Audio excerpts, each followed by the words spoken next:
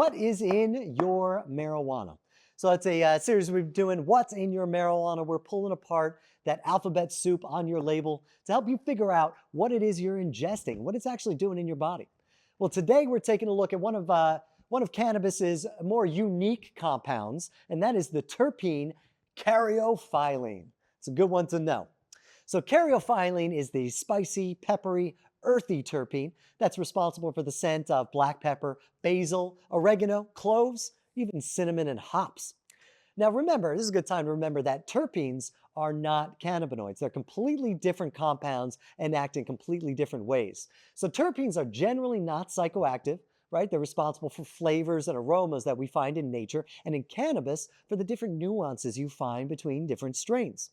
But one really cool thing about caryophyllene that I think is really cool is that it's the only cannabis terpene that is able to cross the line and behave just like a regular old cannabinoid. It interacts with your body in the same way. So THC and CBD both interact with cannabinoid receptors in your body. That's why we feel their effects the way we do. So THC loves the CB1 receptor, right? That one goes right to your brain, gets you high, influences how you perceive. The CBD loves the CB2 receptor. Now that goes to your body and immune system. That's why it's responsible for more health-oriented effects. Now terpenes generally don't connect to these endocannabinoid receptors. But through the magic of the entourage effect, they're able to step in and modify how those cannabinoids are able to do their jobs.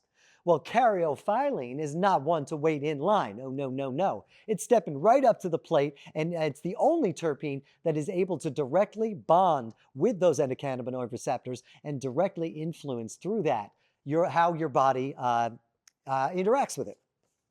So caryophyllene loves that CB2 receptor, right? So it's going to act a lot like CBD and come with a whole host of medical benefits. But caryophyllene is not done there, my friend. Oh, no, no. It doesn't have to. But it also gets down with the entourage effect, boosting certain effects of both THC and CBD at the same time. Man, caryophyllene does it all. Now, especially when it's bonded with, or when it's working with CBD, it acts as a great pain reliever, helping people with nerve damage, undergoing cancer treatments, even surgeries. And there's even one study that showed it reduced alcohol intake in mice, suggesting that it could be used to treat alcohol addiction as well. It has some anti-cancer properties. It can help with anxiety and depression. And it's actually really, really effective as an anti-inflammatory, actually being almost as effective as some prescribed medications. And it's especially helping with people enduring neuroinflammation. It especially helped with neuroinflammation in mice that had multiple sclerosis. So basically, they're suggesting that caryophyllene might be an effective treatment for MS, which is a huge thing. Now, when it's paired with THC, it also helps synergize the anti-inflammatory and pain-relieving effects of that compound. And it also helps mitigate the effects of too much THC in your system.